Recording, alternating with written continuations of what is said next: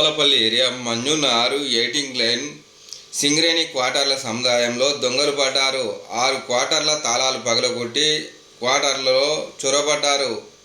క్వార్టర్లలోని బంగారము, నగదు, LED TV, ద్విచక్ర వాహనము తదితర సామాన్ను ఎత్తుకెళ్లారు. సమాచారం అందుకున్న పోలీసులు క్లూస్ టీంతో వెళ్లి ఆధారాలు సేకరించారు. కేసు నమోదు చేసుకొని పోలీసులు దర్యాప్తు చేస్తున్నారు. కొద్ది రోజుల క్రితము మిలియన్ క్వార్టర్స్లలో కూడా దొంగతనము పడిన విషయం విదితమే.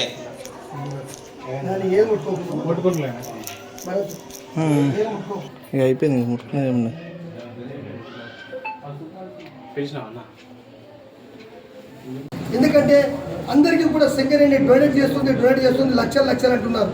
నీ ఇంటిని నువ్వే కాపాడుకోవాలని సింగరేణి ఈరోజు ఒక సీసీ కెమెరా లేని పరిస్థితిలో 1000 క్వార్టర్స్ ఉన్నాయి.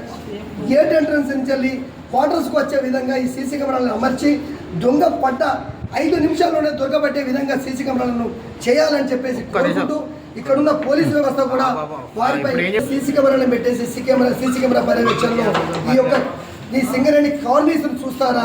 బయటి వాళ్ళకు లక్షలు ఇవ్వడం కాదు. నీ వ్యవస్థను, నీ కుటుంబాన్ని నువ్వు ఫస్ట్ కాపాడుకో. దయచేసి సింగరేణి కార్మికులు నిన్ను ఆర్జీ పెట్టుకుంటున్నారు. జిఎం గారు కానీ సిఎండి గారు కానీ దీనిపై తగు చర్య తీసుకొని ఇప్పటికైనా ప్రతి క్వార్టర్స్కి వచ్చే విధంగా సీసీ కెమెరాలను అమర్చి దొంగ పడ్డ 5 నిమిషాల్లోనే దొరికే విధంగా చేయాలి. ఈరోజు కొంత మనకు మధురం అనుకుంటే ఆర్నమెంట్స్ కూడా తీసుకుపోయి వారికి అలాంటి ఇబ్బంది చేస్తే ఇంకా చాలా అవుతుంది.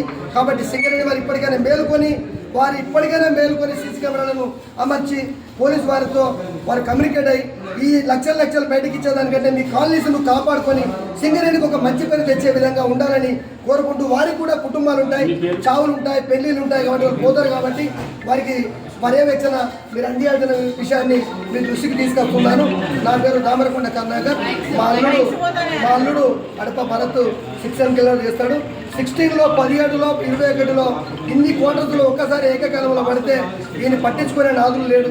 దయచేసి సింగరేణి కాలనీ యాజమాన్యం దీనిపై పూర్తి స్థాయిలో చర్య తీసుకొని వారిని